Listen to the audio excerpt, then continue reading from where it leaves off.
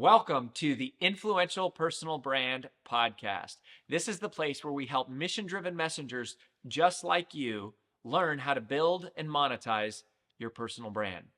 My name is Rory Vaden, and I'm the co-founder of Brand Builders Group, a Hall of Fame speaker, and New York Times bestselling author. And this show is to help experts learn how to become more wealthy and well-known. I know you're going to love it. Thanks for being here. Let's get started. Hey, everybody. Welcome to another episode on the Influential Personal Brand Podcast. AJ Vaden here. Super excited to introduce you guys to a new friend of mine. And also super excited to get to have this conversation literally on the eve, right? As this podcast is reaching your ears, this is the eve of her book launch, her new book called Big Goals. We're going to be talking to Caroline Miller today, who is an 8 times, let me say that again, an 8 times best-selling author, an international speaker, and a globally renowned expert in positive psychology. And let me just say, we all need a little bit more positivity right now, with a special focus on goals and grit. And I am so excited to have this conversation. One, because it's the perfect time of year to be having it. As we're rounding out the end of the year, looking forward to next year, we should all be in the mindset on what are the goals that we have for the next year? Or some of us are thinking 3, 5 years, 10 years, but what are the things that we want to challenge is, but are we setting the right goals and are we setting big goals? And so this is a conversation today about what's the science and the power behind big goals. And Caroline, how long have you been actually writing this book? Like not just the physical words, but the research and the data. Like how long is the book been in progress? I would love to say my whole life I've been obsessed with goals, but really ever since the science of goal setting, Locke and Latham's goal setting theory was introduced to me in 2005. That's when my life changed. And this book is the result of squeezing the tube of toothpaste earlier this year to get out a brand new streamlined guide to this science, because most people don't know it. And it's extraordinary to me that most people don't know it.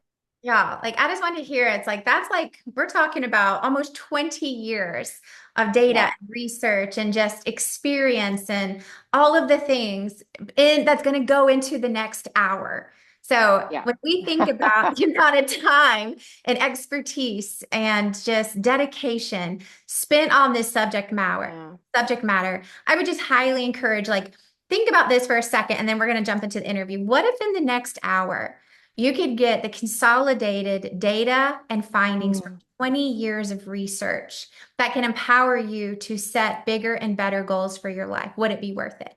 And I bet the answer is yes. So stick around, stay for the whole episode, and we're going to start that now. So Caroline, welcome to the show.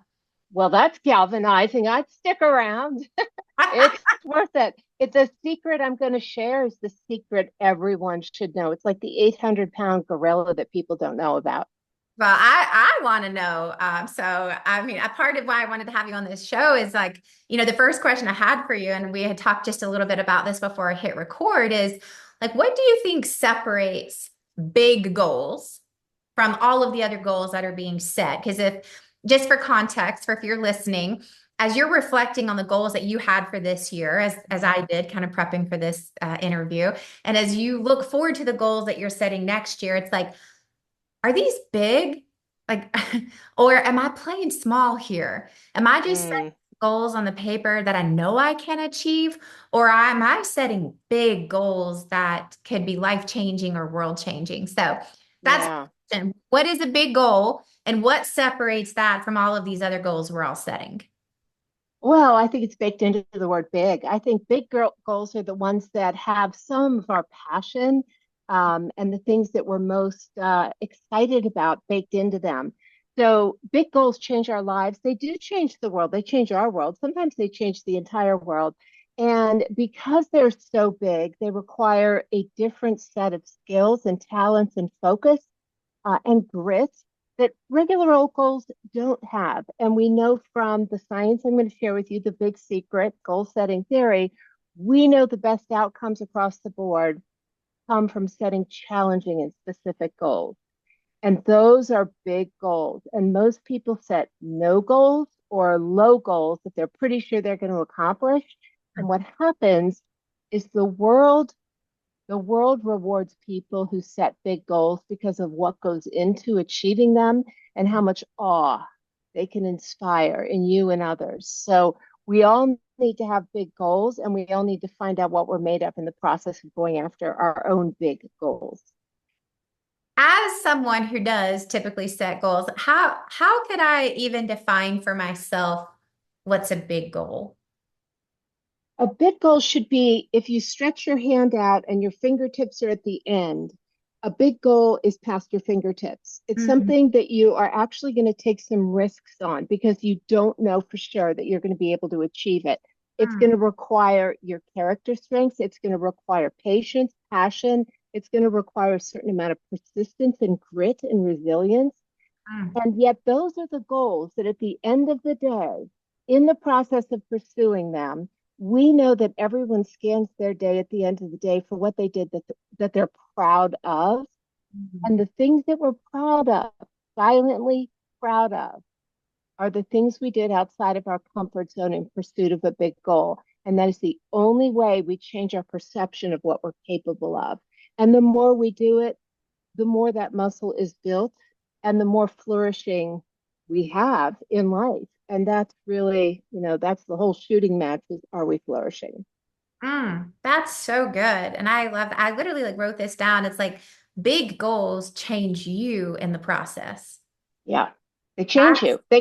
Yeah, that's yeah. so Well, they change you because it says that you have audacity, that your willingness to push all your chips in the middle of the table. You're willing to find out what you're made of. You're willing to find out who has your back.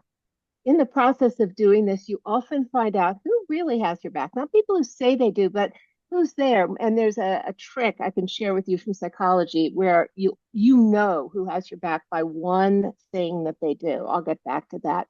But it does change you because you begin to ladder up to more and more things that you're passionate about, that are important to you. When you play a little bit bigger, now let me just say, asterisk has to be your goal.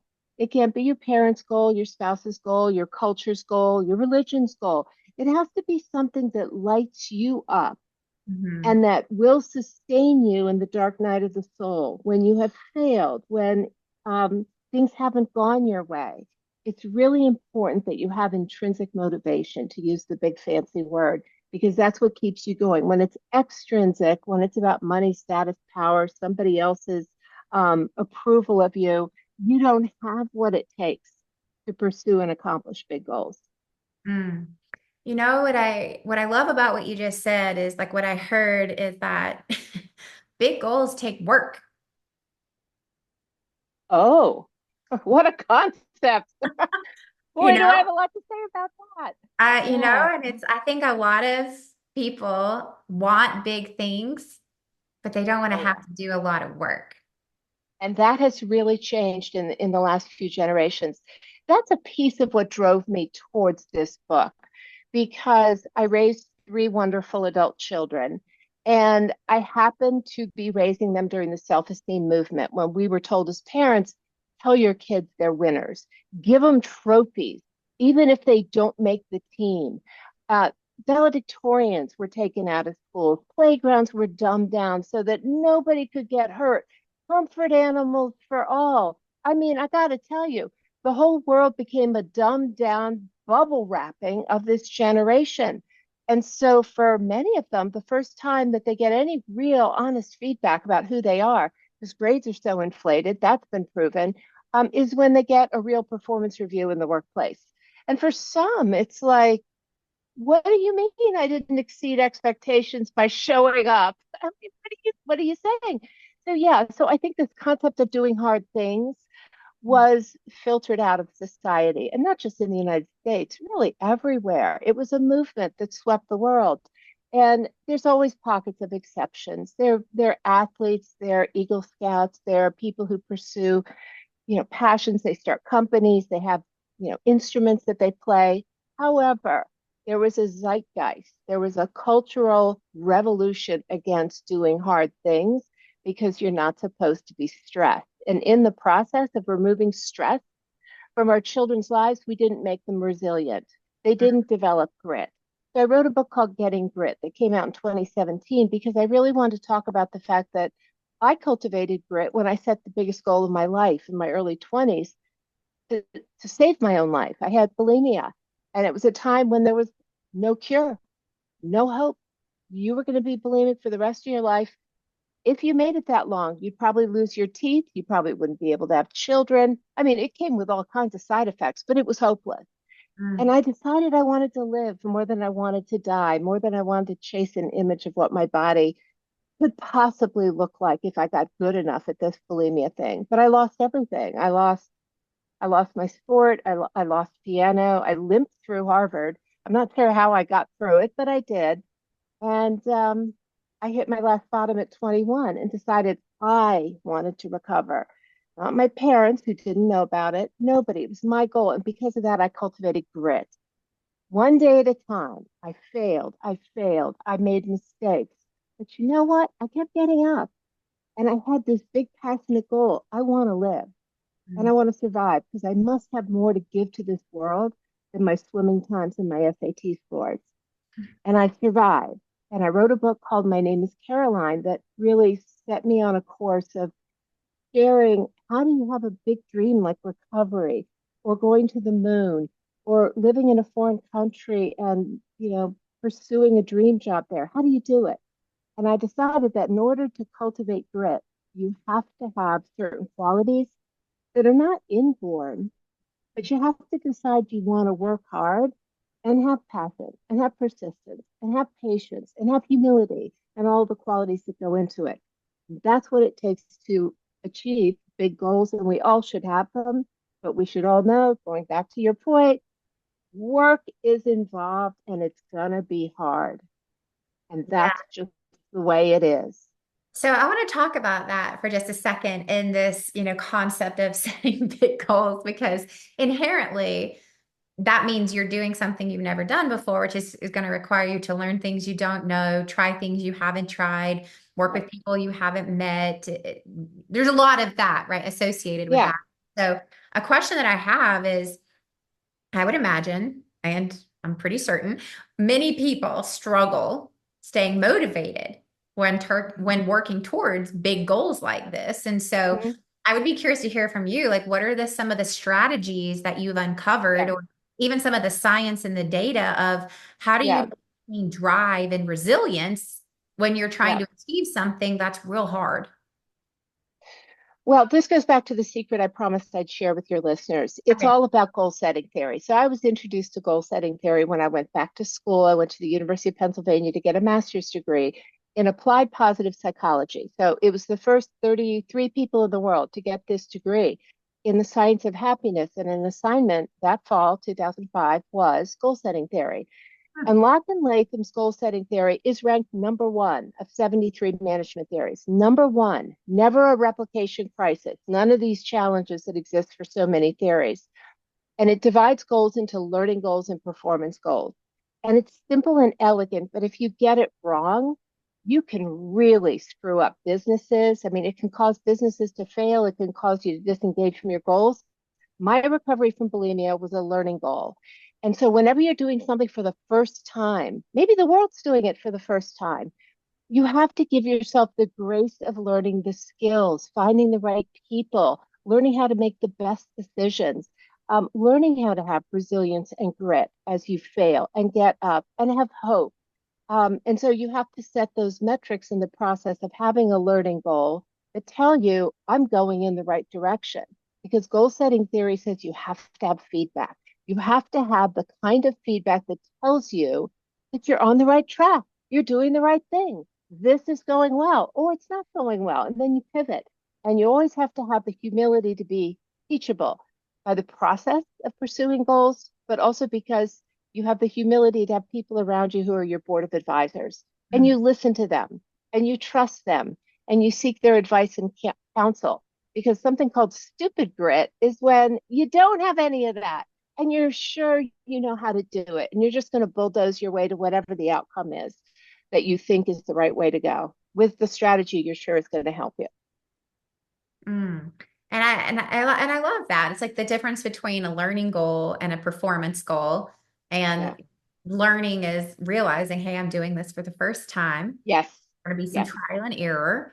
There's Yes. likely going to be successes and failures. It's going to be one of those like I take two Yes. steps forward, take five steps back, Right. right? It's Right. like I think that's a really good and helpful kind of just way of even going like, hey, as I'm setting goals, are these learning goals, i.e., first time things, or are Right. these First time. performance goals, which are Right. improvement? Is that a good assumption? Before, yes. So in the book, in Big Goals, I call them checklist goals because these are things like recipes. You've done them before. And there might be a way to fine tune the recipe. Maybe another teaspoon of sugar is going to make the banana bread taste better. But performance goals are things where you can reliably say, if I follow these steps and I do it in this order in which I've gotten the best outcomes before, I can expect this outcome by this date.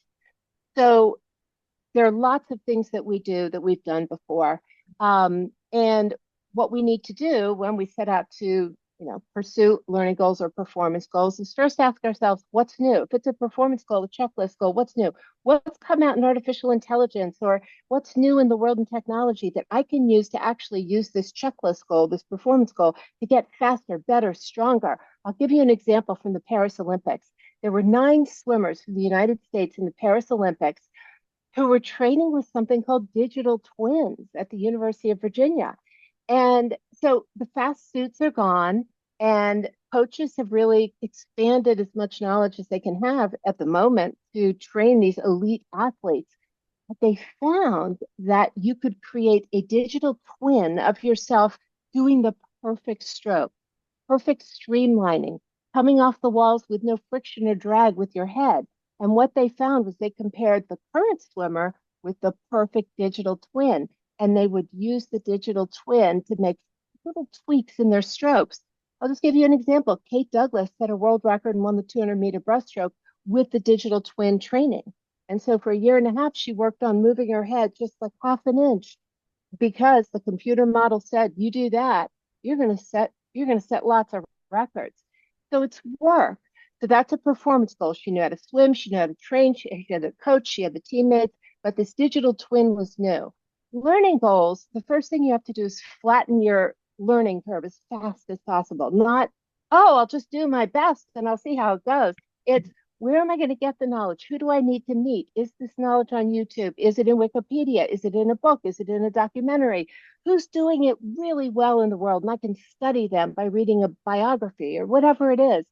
And that's how you eventually turn learning goals into performance goals. And this is the biggest mistake being made in the workplace right now. And I've been all over the world. I've worked with lots of companies. Everyone's setting goals. Nobody is using goal setting theory, but they all have fancy productivity dashboards and they're paying a fortune for them. And I am mystified that the number one theory with decades of rigorous scholarship behind it is still unknown by most of the world. And most of the world is setting goals.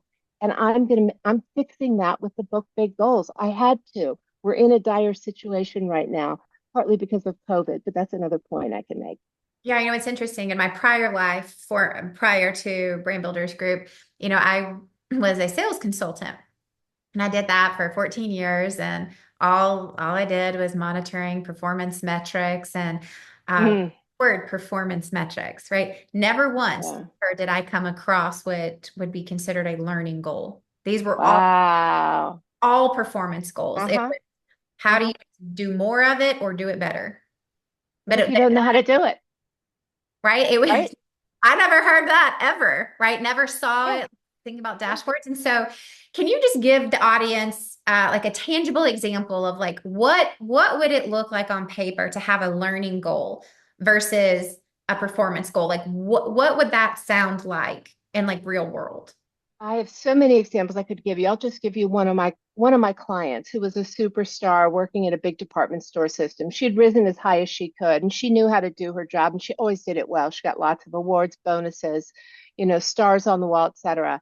And she had a dream of being an entrepreneur and there was this very specific kind of company she wanted to start. So she got money from family and friends. She used all her bonus money and she launched this company. And by the time she found me, she was about to throw in the towel on her big goal, her big dream. And here's what she said to me: Caroline, every Monday morning, I dial into a mastermind group and we all announce our goals for the week. And mine are always aggressive because that's the way I've always operated. It's always worked for me. Big goals. And then by Friday, we call back and, we talk about our progress. And every Friday, I failed at all my goals.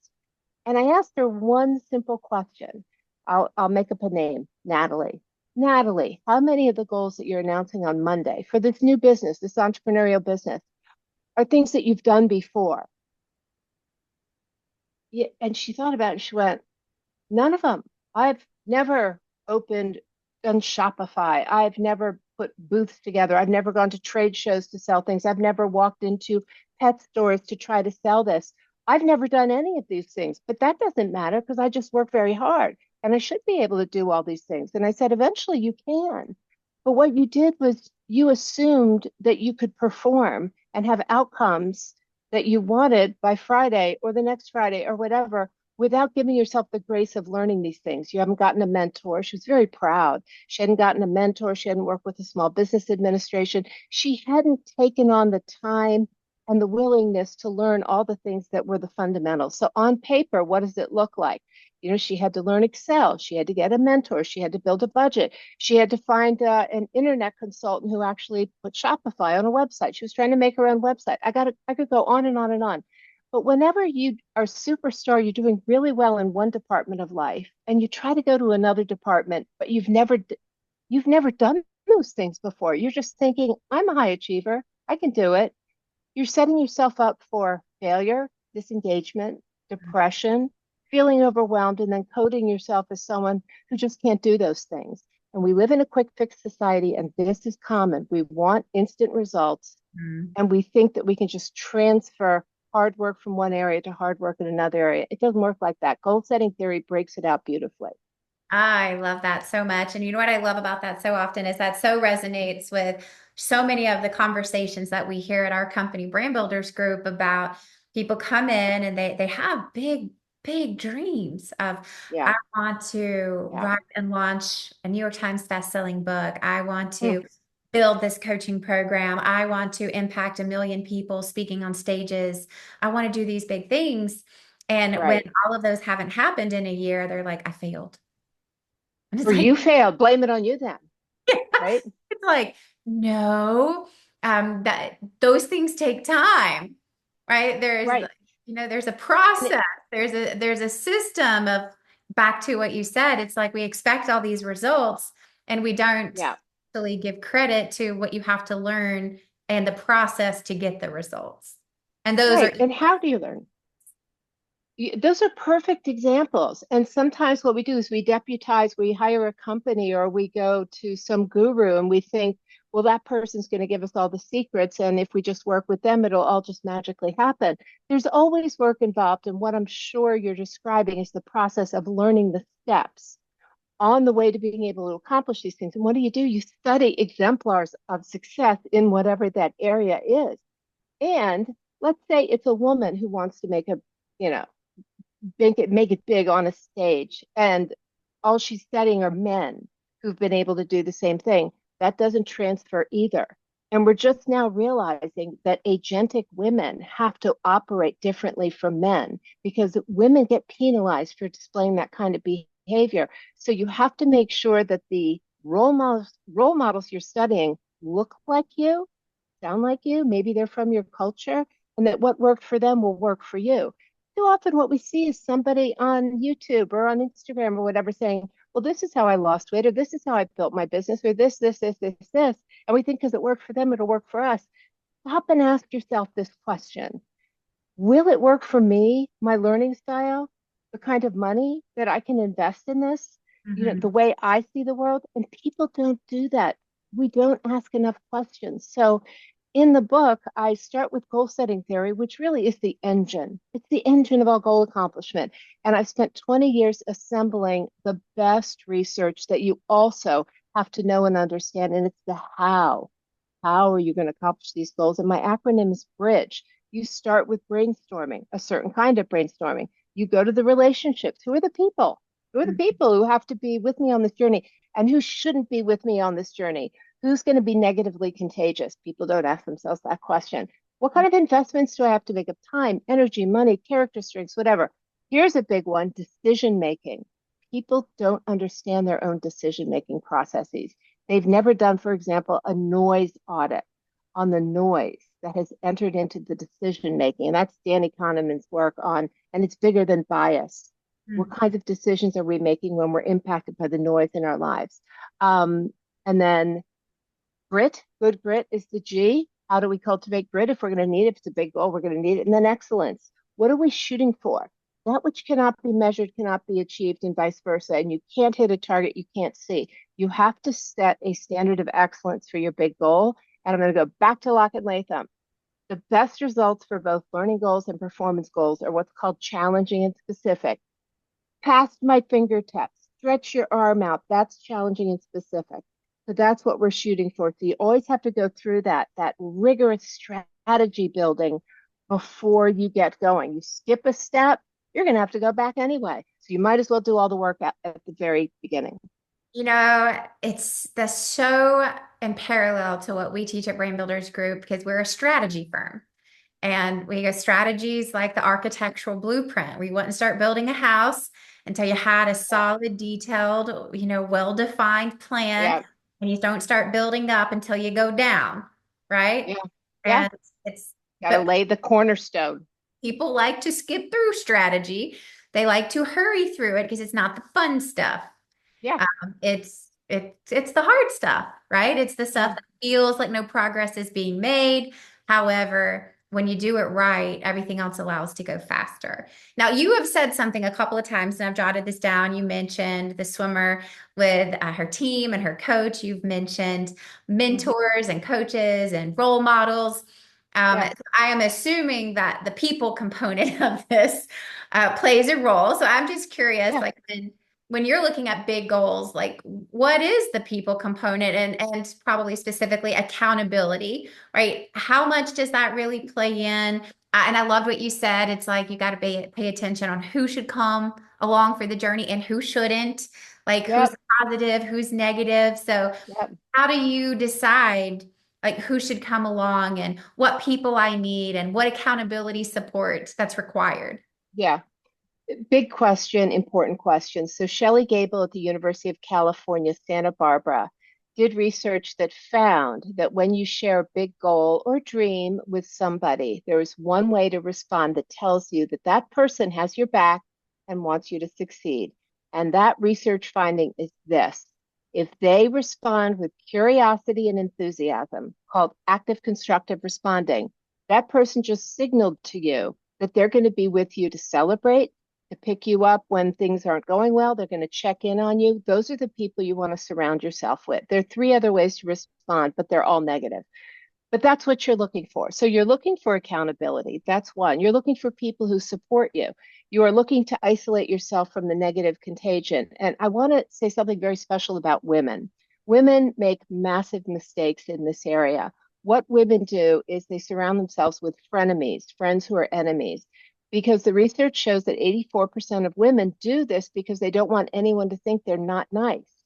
And so women endure a lot of what I call incoming fire, a lot of microaggressions, a lot of comments about passive aggressive. Oh, why do you want a goal that big? Are you going to see your children enough? I mean, I could go on and on and on, but there's a robust set of studies, and it's kind of sickening when you look at them, showing that the number one detractors of agentic women are other women. It comes from men too. And a recent meta analysis found that the one area where women have made zero progress since 1940 in other people's eyes in the workplace is in being goal directed and agentic. We've gone up in terms of being seen as competent and warm and communal. But when it comes to being ambitious, this is where we pay a social penalty because we've violated stereotype norms. And this is the hidden hand, I believe, that's holding women back. I truly believe it's holding women back. So the answer to that is every woman should be in a mastermind group, a self formed mastermind group that is full of people who have proven through active constructive responding and other methods along the way that tell you this person is really here for me and I want to support this person as well, who meet monthly. Maybe it's virtual, maybe it's in person, doesn't matter. But you must be around a team of people who believe in you, because then we have more hope. It becomes bidirectional, and we develop this upward spiral of well-being. We become more creative, we take more risks, we're happier. I could go on and on and on. And men are more transactional. It's just a fact. Men develop the kinds of relationships where you get a piece of pie, that means I get a piece of pie. Let's all have pie. Unfortunately, women have been socialized and wired to think you got pie, that means I don't get pie. So I'm going to take your pie, or I'm going to tell everyone that your pie is terrible, or some version of that. And I'm not being general. I vowed not to speak about this part unless I knew the research cold, because everyone has an N of one. Everybody has their own experience. I have all the research to back what I'm saying, and that makes a difference. So you must know who has your back. Who do you need to learn from? Who's going to be your accountability partner? Who's going to be your coach? Who's going to be the people that you pay who have the knowledge or the training or the skills to teach you how to be on stage, to teach you how to do social media, et cetera, et cetera. Or you delegate. You must find people you can delegate things to. And that's been important to me as I assembled my team, is I have to be able to delegate wisely and well to superstars in their own lanes in life. Yeah, I think that's so good. And I think so much of that kind of comes back to even some of the other interconnected parts of, all of your expertise and experience just around positive psychology, right? It's like Yeah. doing big things requires you to be around people who believe you can do big things, right? Right. Yeah. Because it gives you hope. And I have to say this too. So my fifth book, Creating Your Best Life, was the first book for the mass market that brought this brand new, at the time, meta-analysis out that showed that all success with all goals is preceded by being happy first. So we're talking about all goals, professional goals, personal goals, relationship goals, religious goals, whatever the goal is, you must be flourishing first. You don't have to be happy dappy, but you do have to be content, serene, joyful, flourishing, because it sets you up with all of the chemicals and all of the mindset and the outlook to actually attract other people to you. So you build relationships, you take in more information from the environment, you're more optimistic. I mean, every good thing happens when you're flourishing. When you're cynical and pessimistic, it's the absolute opposite. But the first step in any strategy session is, are you flourishing? And do you know how to flourish? And when was the last time that you were a 7 or an 8 on a scale of 9, 1 to 10? And what did it take to get you there? Because we know from positive psychology, there's several positive interventions that work for everybody. And we might as well know what they are, but then we all have some of our own that might be hybrids of some of those. Music, being with the right people, gratitude practices, prayer, yoga, meditation, journal writing, practice of forgiveness. I mean, there are a few things that work for everybody, and we better know what ours is and boot ourselves up every day, because it's our job to do this. The happy fairy is not going to fly through the window every day and make you happy. It's work too. This is all work. And guess what? Work is not a bad word. Work is something that'll make you proud at the end of the day. In fact, Locke and Latham found, when they studied the Pulpwood Association in this, I think it's the 1970s, they found that loggers who knew how to cut down trees, the minute they said, go cut down like 10 more trees than you've ever cut down with this logging crew that you're familiar with, and you all have the right tools. So you know how to, there's nothing left to learn, but go cut down more trees than you've ever cut down. Suddenly there was a sense of pride in what they were doing. Their jobs had more meaning, and they did better. So we always want to challenge ourselves, because it's doing those hard things that make us proud of ourselves. So I could really go on a rant about this, but this is the way we all need to live, because as we come out of the coronavirus pandemic, which is a black swan event, just like what preceded the Renaissance, which was also when things became more evidence-based, art, science, music, education, all of it became more evidence-based. That's where we are, and we ought to embrace evidence-based goal-setting theory, because we're in a renaissance right now, and the train has left the station, and you better have a guidebook for all the evidence-based practices that we know make a difference in success. I think that one of the most significant things of just like that was like an aha in my head is this idea. It's like, in order for you to set and achieve big goals, you have to be in a good place. Yeah. You got to be in a healthy, happy state of mind of, Yeah. And otherwise, body.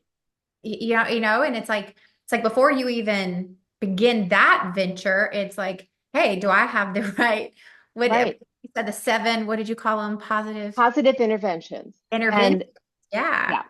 And they tend to work for almost everybody, depending on whether you're an introvert or an extrovert or wherever you're located. Some might work better for some people than others. Sometimes your first interaction with something like mindfulness or meditation, whether or not you fall in love with it and has an impact on you, predicts whether or not you're going to kind of continue to do it. But I have zest. That's one of my top character strengths. And I'm a master swimmer. And I get up at 4:30, 5, whatever it is, and I go swim with people. I like them. We work hard. And so by 6:30, the hardest part of my day is over.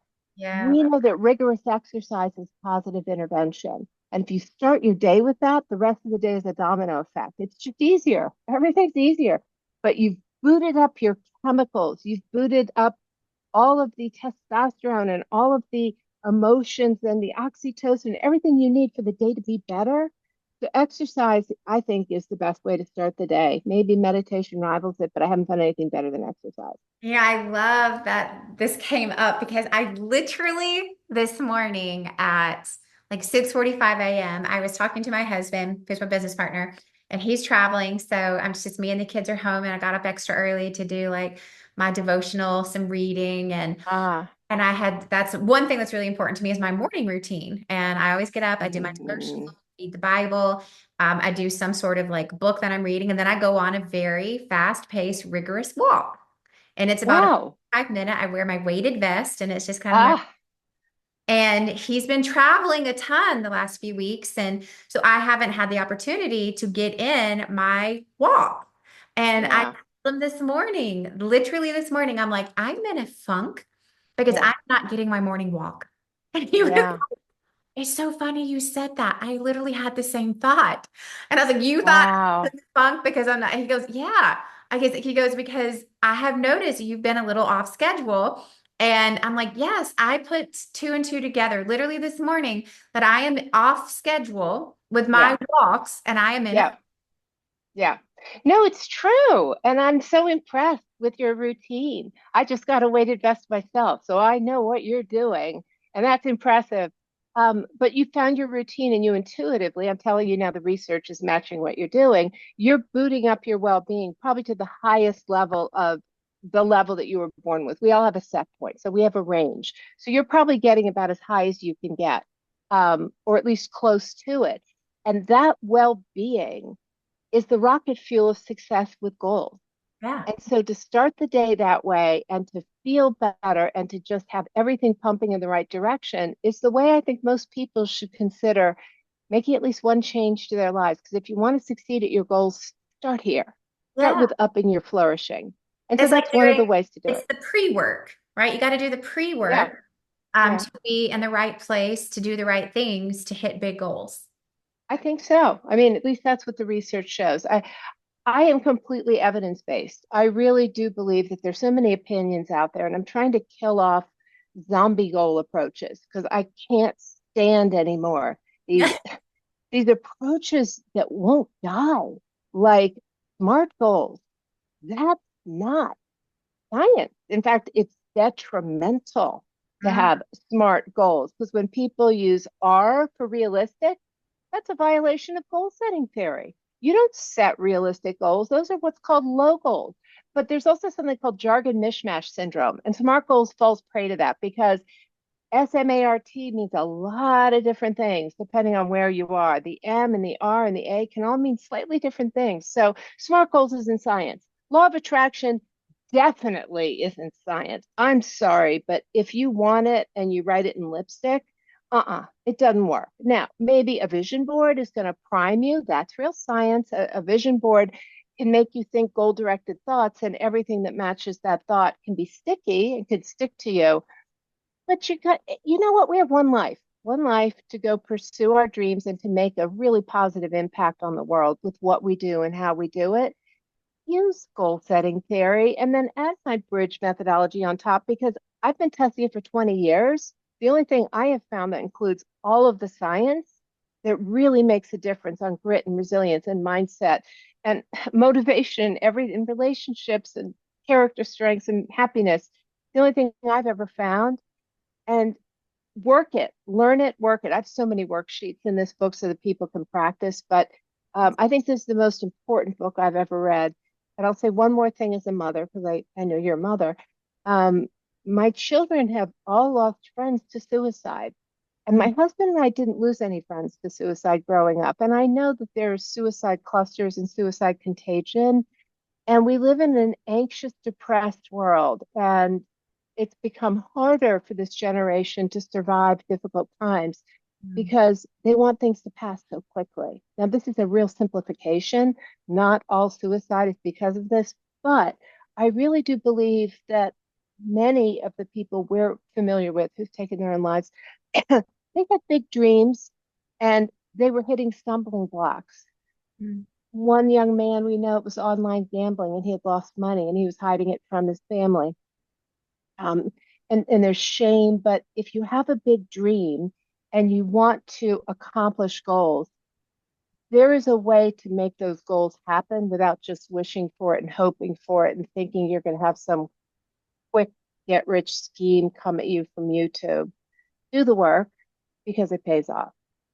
You know, I personally cannot relate more to this message because it's a testament of hard work actually makes you feel better.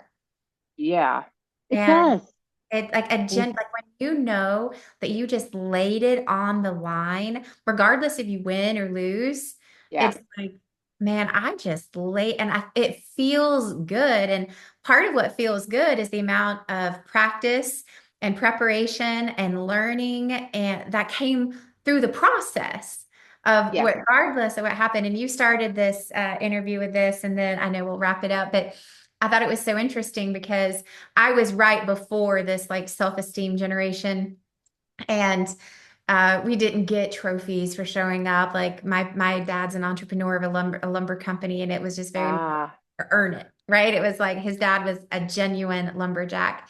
And it was just a very hard work culture. And I'm so grateful for it. Uh, yeah.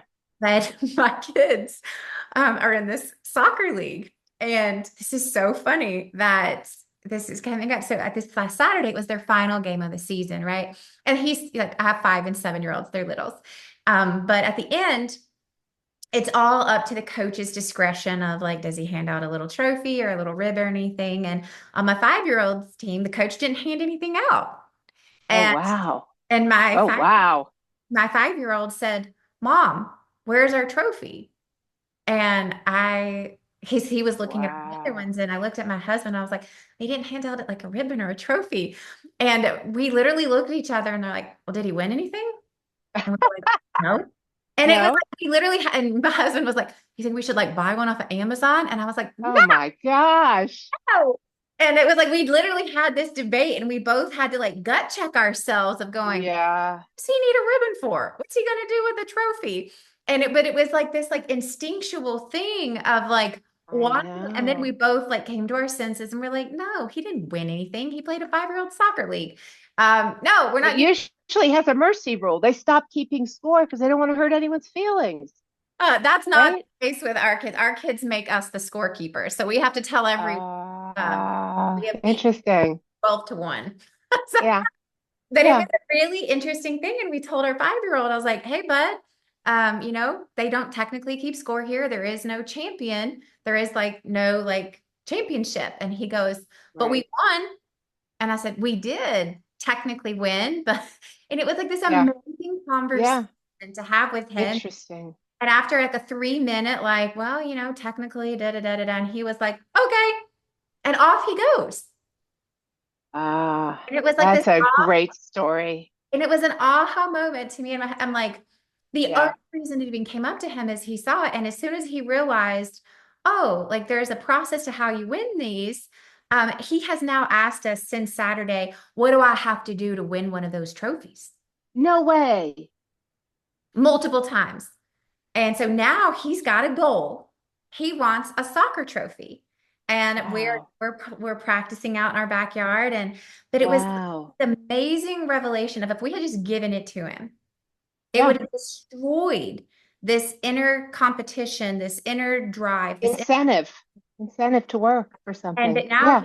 what do I have to do to win one? I'm like, well, you have to be in a league that keeps score and you have to like try out. And he's like, now he's like, okay, okay, okay. He's five. Wow. It's interesting because the research finds that even children who are given an award or a reward that they haven't earned, they know, and they devalue what they're being given too. They know there was nothing that really went into it, and that's what's so fascinating to me. I have a story very similar to yours where we joined a swim league, and the team had gotten rid of the record board, even though three Olympians had swum there in the 70s, 80s, and 90s and had gone on to win world championships in the Olympics, seventh in the Olympics, one of them too. And we were like, what did you do to the record board? Well, we hit it. We hit it because the kids would be so discouraged if they saw how fast they'd been before. Well, damn, they made me the A rep, and I had the biggest record board ever made for summer swim teams made in Austin, Texas. And it was sent to us in Bethesda, Maryland. And we invited these three very scary men back, and we had this big party, breakfast of champions. And that record board is still the talk of the entire swim league, which has produced lots of Olympians.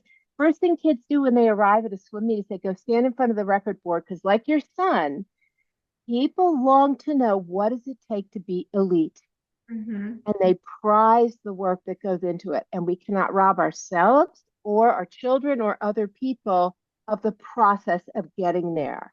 And if we're honest with them and we lay out the steps and you can measure that, you've given people the keys to the kingdom.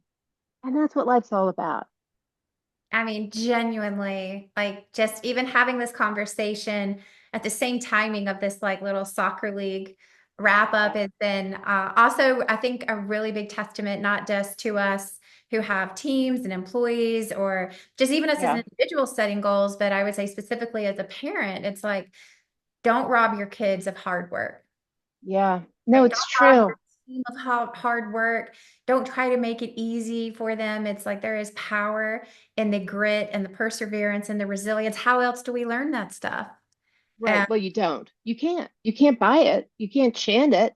It only comes this way. And the other thing is we have to show them that we're resilient when bad things happen to us, when we don't get the job we want, when we're fired, when you don't get a book contract, when you get bad speech reviews, whatever it is. Kids need to see that you too are resilient and that there's mom and dad and they survived it. My gosh, I bet I could survive not making the travel soccer team or whatever, not being the lead in the play or not getting an A on everything. Um, that's our responsibility as parents, even though you might as well take a knife and just plunge it right into my heart. Because watching your children not succeed or get what they want is heartbreaking. But to this day, my three adult children, the absolute best things that ever happened to them in life that had the best outcomes were the worst things that happened to them. And you know what? They survived. And boy, what a lesson. Not even just to us, to them. It made them all better men and women. yeah, this is so good. Thank you so much for coming on. This has been so insightful and just chock full of data-backed reasoning on the importance of setting big goals. Big Goals comes out November 27th. Yeah. Grab a copy at anywhere where you buy books. Check it out. But then also, if you go to biggoalsbook.com, if you pre-order the book, then you also receive a 20-page PDF workbook to help you through this process. Yeah. So go to biggoalsbook.com, get your copy. Comes out officially November 27th. Caroline, Yeah. thank you so much for being on the show today. And y'all, Thank if you you. just want to connect with Caroline, where should they follow you online? What's the best platform?